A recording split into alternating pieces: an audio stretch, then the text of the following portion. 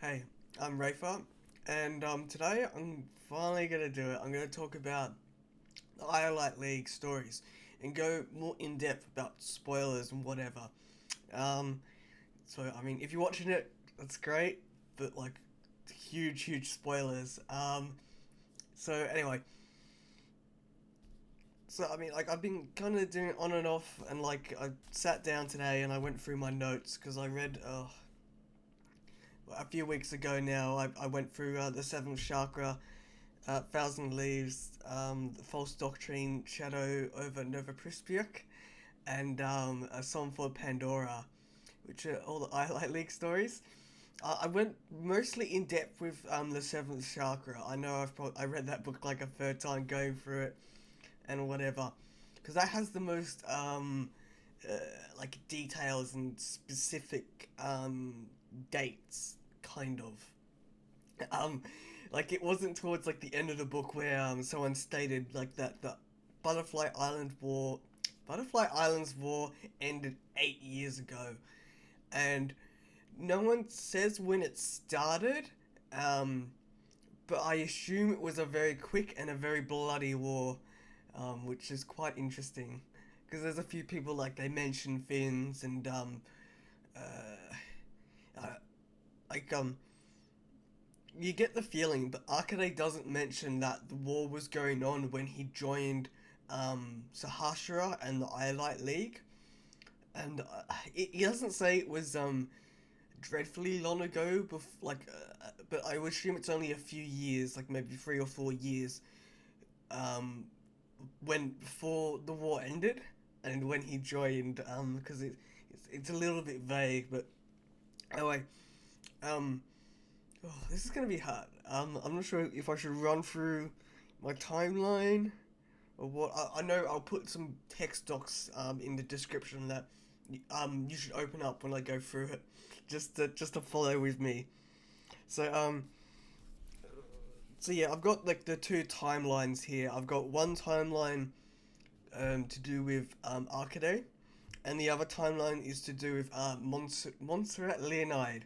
The reason why they're separate is because aside from Boots's age being 31, there's very little that ties them together, at least really well. Like, it's too vague for me to say, oh, okay, so this Montserrat story happened this point after this Arcade one. I can only assume, and it's a bit too vague. It's about 3 or 4 years, and I'm like, I don't know. So, okay, so one of the biggest things that if you read through Thousand Leaves, everyone mentions that the Butterfly Islands War ended um, not 2 decades ago. They're saying that some people in the assembly aren't old; they were children during it, and so you get this feeling that it was recent but not too recent. They're still reeling from it in terms of economy and whatever. At least Ridge Crescent. Well, okay, so the Butterfly Islands War is a very big plot point in the background in terms of the Iolite League. Because everything is kind of related to it. Like, I mean, you get feelings like the Iolite League before the Butterfly Islands War was a very different Iolite League, at least in terms of its Sattery underhand. Because, I mean, before, I mean, like, well, actually, oh. Okay, so the thing is, the more and more you think, that's what I love about this world. Is like the more and more you think about it, it's like, hang on. Okay, so the before the Butterfly Islands War, um, the Pandora project was a super soldier project, but after the war, they made it more philosophical kind of computy thing. Um, yeah, what was I? So yeah, the Butterfly Islands. Look, stop. Just so yeah, to stop getting ahead of myself. The Butterfly Islands War was a war like that happened. Okay, So for my timeline, I'm using Thousand Leaves as an anchor point because um, with Thousand Leaves, you can plot out when the seventh chakra events happened, and then with that, you can plot out some of the other events because not much. So yeah, the Butterfly Islands War ended 15 years before the events of Thousand Leaves. Um, and I worked it out because I worked out how long ago the seventh chakra was, and then okay, so you can work out when the seventh chakra was because in the epilogue of Thousand Leaves, like the last chapter of Thousand Leaves, Alistair is talking to Monique, and he says that the last, fuck, and he says the first time that Arcade appears in history is incident in Holy Gate 14 years ago, and from the seventh chakra, we know that incident was when um, Arcade went into Ridge Crescent to kill an Octavian spy, and the League wasn't allowed in there because this was after the events of the Butterfly Islands War, and it caused a huge incident because he was caught, basically, and that's an interesting thing too. So yeah, so with that, I can work out the rest of the plots from there. So yeah, the Butterfly Islands War was a war that happened 15 years before the events of Thousand Leave, and it was a short and very costly war. Um, it ended because the Pillar of Light, which I can only assume is some kind of orbital laser beam weapon that just decimated like most of everyone's army. Like it sounded pretty horrific because of what the characters say about it. Um, because Arcade was at the chateau, and Boots was. I don't think Boots says where he was, but you know he was on the front lines because he keeps talking about that. So fuck. Yes, and Boots was on the front lines for the JDR military, which was oh, and then the JDR is the Joint Democratic Republic or something. I wrote it down somewhere. Yeah, someone does mention what the what JDR stands for, but I can't remember.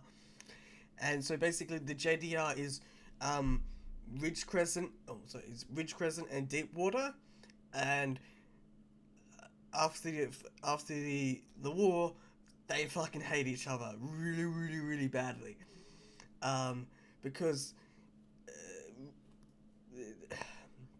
the Ridge Crescent government believed that they were drawn into the war because of Deepwater, and the war was between Ridge Crescent, Deepwater, and Afortunada. I really have a hard time pronouncing that, and that's it's another southern country, because. Okay, so and then the Butterfly Islands are like some islands of disputed territory between Deepwater, Ridge Crescent, and Afortunada. Because Deepwater is like an archipelago of islands. I wanted to draw a map, and then like I thought about it, and I'm like, no, I'll probably fuck it up. But but basically it's like so Ridge Crescent is like this thing here. Deepwater is like a archipelago of islands and shit, and Afortunada is like this southern part of this landmass, and there's like some islands here. And that's what I gathered. And and yeah, so they're drawn into the war. Everyone loses. like I don't think anyone won per se. Like everyone thought it was a terrible war. I think it just ended because no one wanted to fight it anymore. I fucking want to hear about it, man. Um, so yeah, it's a really big point in time, and it affects pretty much everyone, at least subtly or not subtly, or subtly, whatever. And maybe not the civilians in Thousand Leaves, but certainly affects a lot of other people, like the politicians. Um, it affects oh fuck, what was her name? The Jeanette lady, Luxembourg. I can't remember her last name. It affects her motives towards the end of Thousand Leaves, and this was a war that happened like 15 years ago, and it still affects these people. It's amazing. It affects Arcade and Ilhion, not just on their first mission, but on their later missions as well. Um,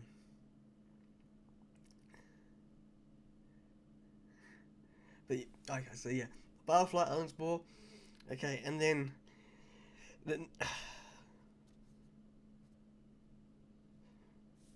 okay, the only thing that we kind of know that happened before the Butterfly Islands War is that Montserrat was at the orphanage, and I assume she's probably about somewhere around 10 years old or something, and she saw Gillian Mayflower, and I don't know if Gillian Mayflower was working with Anya or was visiting the orphanage, but I think she's about 20s, mid 20s.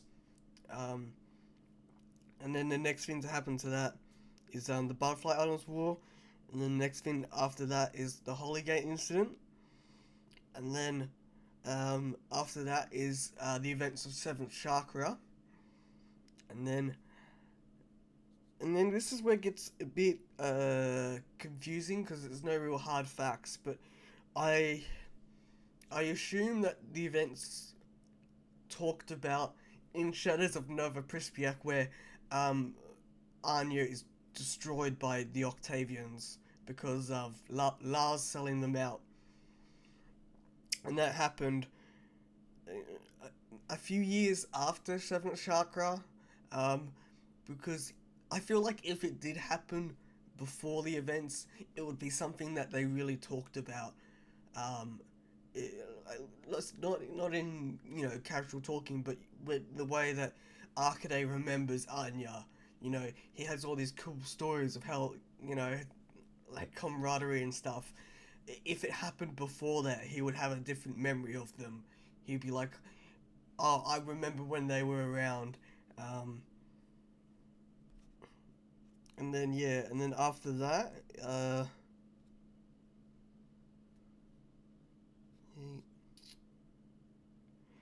and then after that is Thousand Leaves, and then I think that Shadows of Nova Prispiak happens a year or two after Thousand Leaves, and then um, and then about 3 or 4 years after Shadows of Nova Prispiak, False Doctrine happens, and the way I worked that out is because in the Seventh Chakra, Butch's age is stated as 31, and in False Doctrine, uh, Montserrat Leonide says very vaguely that Boots looks like he's in his mid 40s, and she also mentions it's always, at least before she worked out that the ferret was Arcade, she thought it was a bit weird that this young ferret was telling this much older wolf what to do.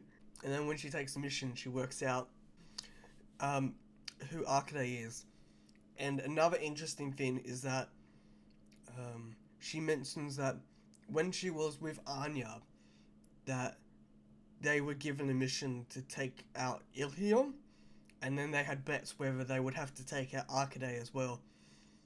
And this places it after the events of Seventh Chakra, because she couldn't be in Anya getting those orders if Anya didn't existed. So yeah, that's why I think it was a few years after that. Um, and then that's really just it for like placing the stories together and the events that are listed. Um, and then like some really other interesting things is that I tried working out how old Arcade was. You tried to use that as a frame of reference, but I thought it was a bit too vague. at least until I worked out when exactly the Butterfly Islands Wars ended.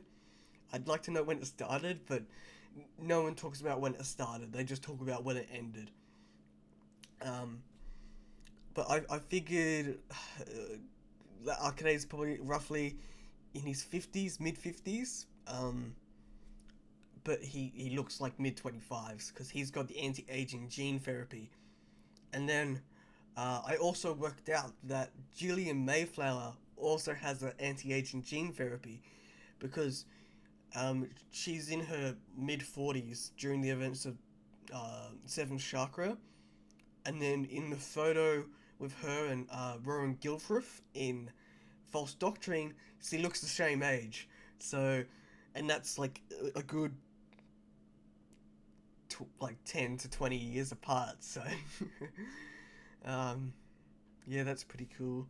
Uh, one thing that I don't know how I missed it, but rereading through the Seventh Chakra, I missed the point that Minjun was Anya before she was Sahasra, and that's a very big plot point, especially towards the end of Thousand Leaves, because I guess I didn't really put too much thought into it, but then you think about it, and the entire mission to get the Pixis sequence is just one big test.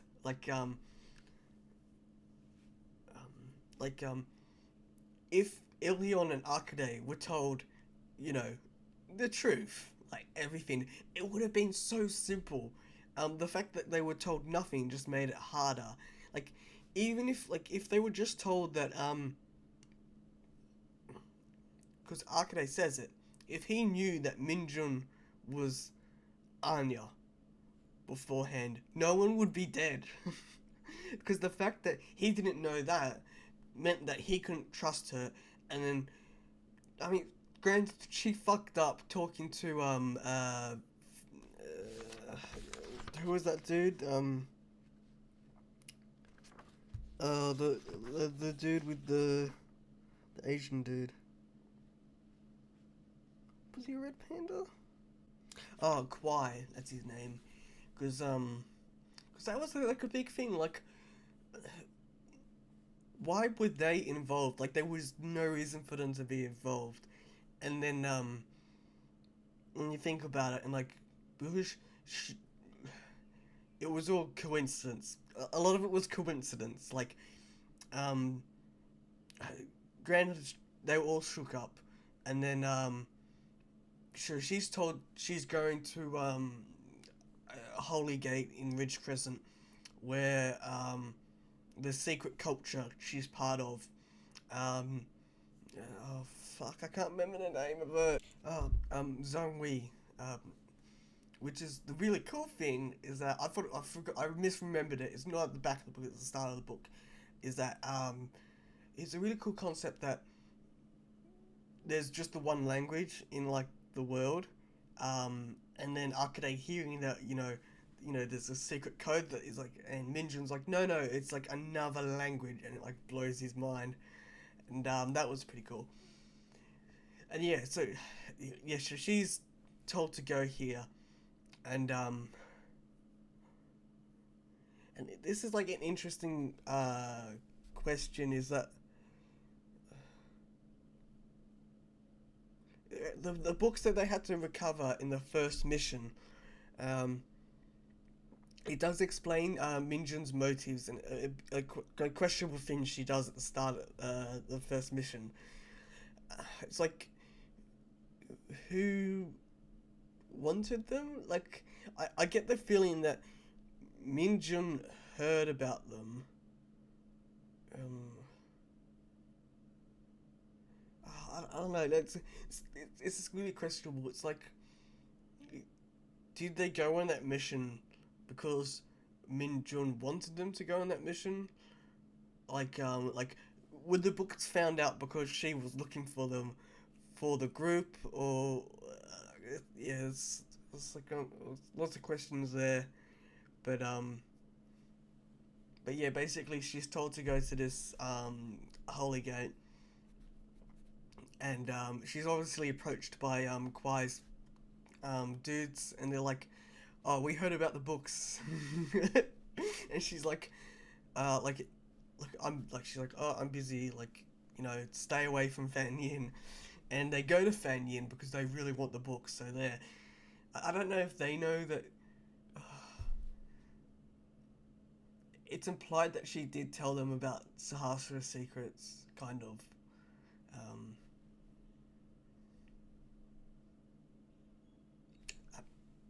Anyway, I'll stop myself there because this is all just what. But but yeah, basically the main point is that she was part of Anya, and Doctor Ledry, the guy who worked out the Pixar secrets, he was part of Anya, and then he was working on like basically I think that they were Project Seminaris were working in Ridge Crescent because they're high advanced in technology and etc etc. And then the war happens or ends, and then they're left behind, but they still keep working even though they have no real contact. Um, and then, and then they have the breakthrough. They're approached by the League, and then, and it would have been like so simple for the League to just get Ledry out of there, but no, they wanted to test their secret soldiers or whatever. So they sent it in, and everything got fucked up.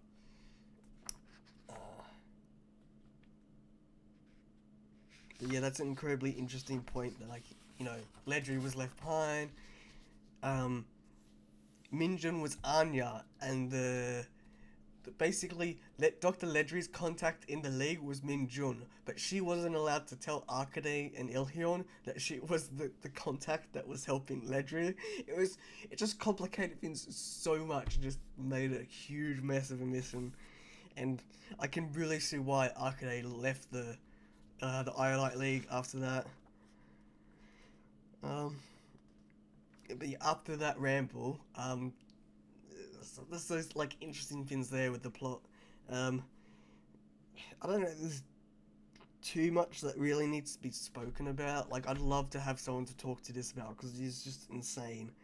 Um, and then there's interesting things that come up that like in Thousand Leaves, there's the character Dixie, um, who was working on Pandora, like cracking the Pixis sequence, which is interesting. That like it implies that Arcade is still trying to work on it, even though he's not part of the League.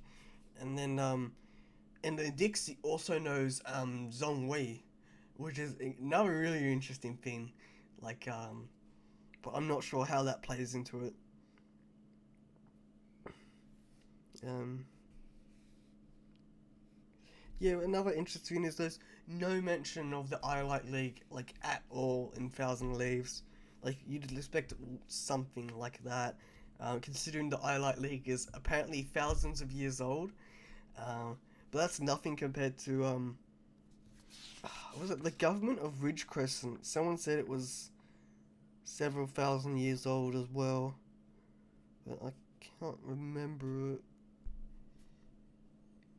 Like Dr. Gillian Mayflower mentions that she mentions that it, without getting the Pixar sequence, it would take them maybe 2 decades to reverse engineer and work out how to turn Pandora on by herself.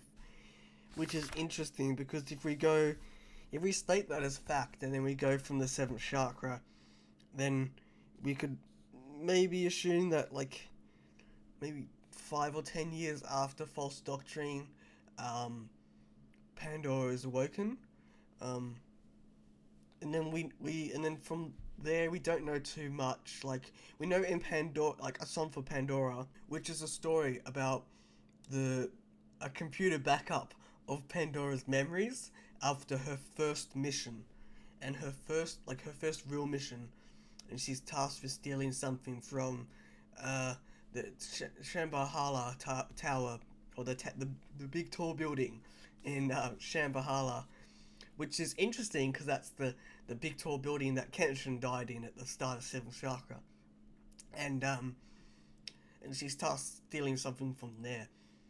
And it's stated that she's working with her father, which is, as we all know, is Akane Wise wife.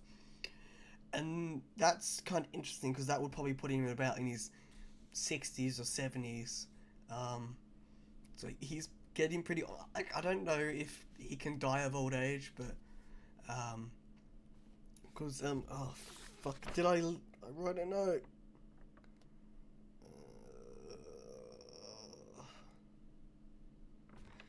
I can't find my note.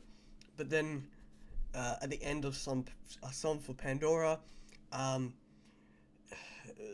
the character that's trying to access her memories through her neural network or whatever states that they don't know much about Pandora or anything about that because they found this um, computer data and they placed it at about 400 years ago, which is fucking ages away. So, and they're pretty sure that Pandora, whoever she may be, is dead, and we can only assume that Arcade's dead and Ilhion's dead.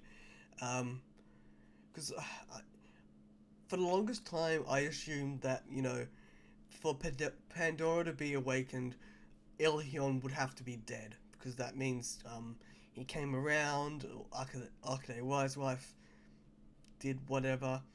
Um, and I'm not too sure. I feel like if they ever did fight, they'd kill each other. I mean, not that, well, not that they got pretty close before. Like Ilhion would have fucking killed Arcade if he wanted to. It's interesting. It's always an interesting point. I wonder what Ilhion's doing. Um, so yeah, I guess that's pretty much it. Um, I hope it was good enough to follow and you get what I was talking about. I might type up my notes, but they're all a little bit all over the place. But I'll chuck my timelines up in the description. But nah, like this is an insanely great fairy book series, and I think this showcases why I enjoy it so much because there's so much things like if you think about like it's just deep and just goes so deep, and I know I would still love to see Butterfly Island's war story, but it might be a world not to know. Anyway, I've been Rafa, and I'll catch you later.